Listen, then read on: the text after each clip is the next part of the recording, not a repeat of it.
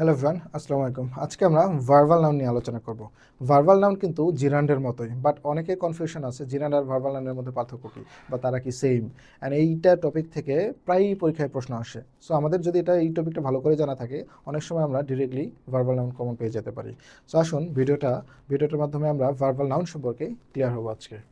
So verbal noun অনেকের কাছে নতুন লাগতে পারে, আবার অনেকের কাছে পরিচিত লাগতে পারে। এই টপিকটা আমরা দেখি একটু ভার্বাল নাউন জিনিসটা কী।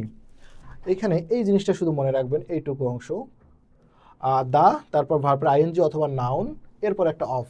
প্রথমে দা থাকতেছে, এরপর মাঝখানে ভার্বের আইএনজি অথবা নাউন, তারপর অফ। এইটুকু অংশ যদি থাকে কোথাও, এই যে মাঝখানের অংশটা ভার্বের আইএনজি অথবা নাউন, এইটাই হচ্ছে মূলত ভার্বাল নাউন। ভিএন লিখে দিলাম সংক্ষেপে। ওইটুকু অংশই হচ্ছে ভার্বাল নাউন, ঠিক আছে। আর ভার্বাল নাউনের পরে ভার্ব সাধারণত সিঙ্গুলার হয়। ভার্বাল নাউন যদি কোথাও থাকে, এটা যদি সাবজেক্ট হিসেবে কাজ করে, এরপর যে ভার্বটা বসাবেন ওই ভার্বটা কিন্তু সিঙ্গুলারে দিতে হয়। সো আমরা একটু দেখি। The reading of news paper, the reading of news paper, এইখানে ভার্বাল নাউন হচ্ছে কি reading, are the reading of news paper পুরোটা মিলে একটা সাবজেক্ট। যেহেতু ভার্বাল নাউন সাবজেক্ট হিসেবে আসে, তাহলে আমাদের কি ভার্বটা সিঙ্গুলার দিতে হয়। এই জন্য is the reading of newspaper is a good habit. এরপর the planning of cities is not a new idea, মানে সিটিসের প্ল্যান করা একটা নতুন আইডিয়া না।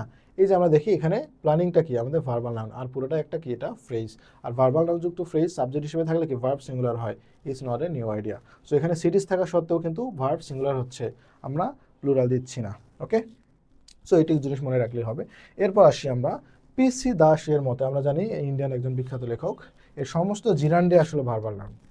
ওনার মতে যে যেইগুলো আমরা জিরান্ড পাই, জিরান্ড আমাদের নাউনের কাজ করে, জিরান্ডগুলোকে আমরা কি ভার্বাল নাউন বলতে পারি। যেমন আই স্টপ রিডিং, আমরা জানি একটা ভার্বের পর আরেকটা ভার্ব থাকলে সাধারণত নর্মালি জিরান্ড হয়। সো এই রিডিংটা কিন্তু জিরান্ড এখানে। তার মানে পিসি দাসের মতে এইটাকে যেমন জিরান্ডও বলা যায়, এটাকে ভার্বাল নাউনও বলা যায়। তার মানে জিরান্ড verbal noun kind of same, যদিও পার্থক্য আছে, ওনার মতে হচ্ছে সেম। আমি এটা কেন নিয়ে এসেছি, প্রশ্ন সলভ করার সময় আমাদের কিন্তু এটা কাজে লাগবে। সো আসুন আমরা কিছু প্রশ্ন সলভ করি।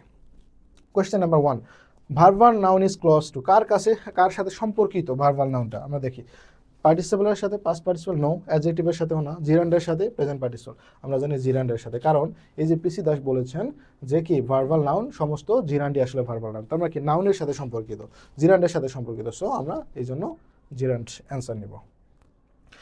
নেক্সট কোয়েশ্চেন আসি আমরা। The reading of history is interesting, এখানে রিডিং কী হিসেবে ব্যবহৃত হয়েছে। সো আমরা যদি দেখি দ্য রিডিং অফ হিস্ট্রি, প্রথমে দা আছে, তারপর অফ আছে, এই যে ভার্বাল নাউনের মতো দা অফ থাকলে কি মাঝখানের যে রিডিং ভার্ব আইএনজি বা নাউন, এটাকে আমরা ভার্বাল নাউন বলি। তাহলে এখানে রিডিং কি হবে, অ্যাবসলিউটলি কি হবে আমাদের ভার্বাল নাউন, ঠিক আছে। ওকে, এখন ভার্বাল নাউন যদি অপশনে দেওয়া না থাকে তখন কিন্তু আমরা কাইন্ড অফ জিরান দেখাবো। Okay, question number 3, which is an example of verbal noun, কোনটা ভার্বাল নাউনের এক্সাম্পল আমরা একটু দেখব। দা প্লাস অফ থাকবে, মাঝখানে কি ভার্বের আইএনজি বা নাউন থাকবে। এখানে দা নাই, অফ নাই, কিছুই নেই। সো এ আর সি আমরা নিতে পারছি না, বি আর ডি এর দিকে তাকাই আমরা।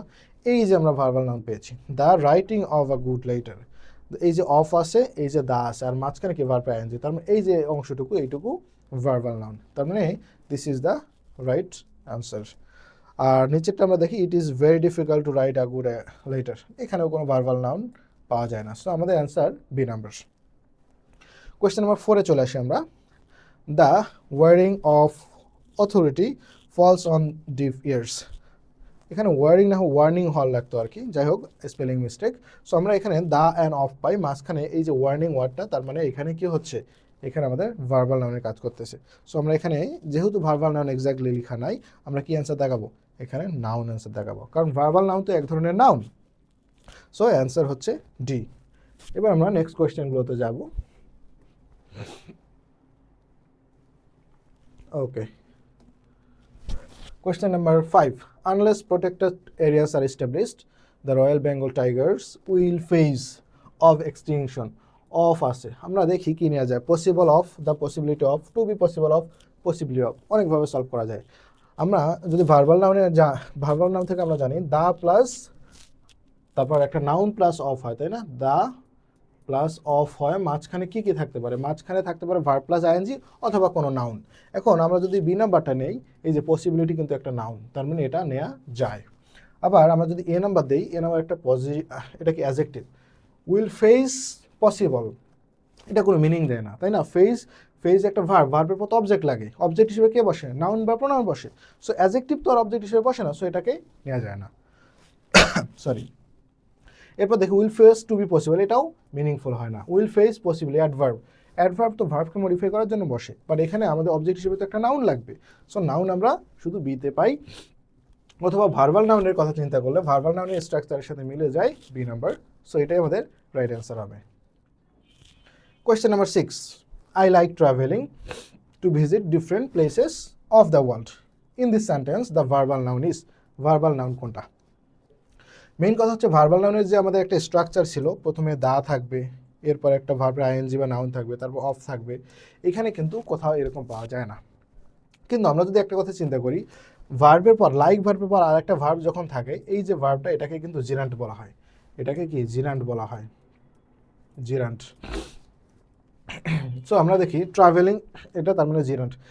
আর পিসি দাস যেহেতু বলেছিল যে জিরান্ডই, সমস্ত জিরান্টকেই ভার্বাল নাউন বলা যায়, তার মানে এই যে জিরান্ট এটাকেই আমরা ভার্বাল নাউন বলবো। তার মানে এখানে পিসি দাসের যে সংজ্ঞা, তার মতে, ওনার মতে কিন্তু এখানে এটা কি, এটা যেমন জিরান্ট, এটা ভার্বাল নাউন। সো ট্রাভেলিংটা আমাদের ভার্বাল নাউন, এটাই answer. Question number 7, which of the following is active with verbal noun with preposition and object? Okay, আমরা দেখি কোন সেন্টেন্সটা অ্যাক্টিভ উইথ ভার্বাল নাউন, মানে সেন্টেন্সটা অ্যাক্টিভ হইতে হবে, সেখানে ভার্বাল নাউন থাকতে হবে, এরপর প্রিপোজিশন এবং অবজেক্ট থাকতে হবে। আমরা দেখি I saw him to go to garden, এখানে কোনো ভার্বাল নাউন নাই। আমিন and Joy made us love, এখানেও কোনো ভার্বাল নাউন নাই। I made to make a telephone call, I am to make a telephone call, কোনো ভার্বাল নাউন নাই। D number, we want to see the লাফিং of the shop, এই যে the of আছে, তার মানে লাফিং, launching of the shop, ship, মানে শিপটা কীভাবে লঞ্চ করা হয় আমরা সেটা দেখতে গিয়েছিলাম আর কি। সো লঞ্চিং কিন্তু এখানে ভার্বাল নাউন। সো এটাই হচ্ছে আমাদের ভার্বাল নাউন। সো আশা করি ক্লাসটি থেকে আপনারা উপকৃত হয়েছেন। ভার্বাল নাউন সম্পর্কে একটু রিভিশন করে রাখবেন একটু, আর যাতে পরীক্ষায় আসলে আপনি সহজে সলভ করতে পারেন। সো আশা করি আপনাদের ভার্বাল নাউন অ্যান্ড জিরান্ট দুইটা সেম কিনা এই সমস্যাটার সমাধান হয়েছে। সো এরকম আরও মজার মজার ভিডিও পেতে আমাদের সাথেই থাকুন। Thank you.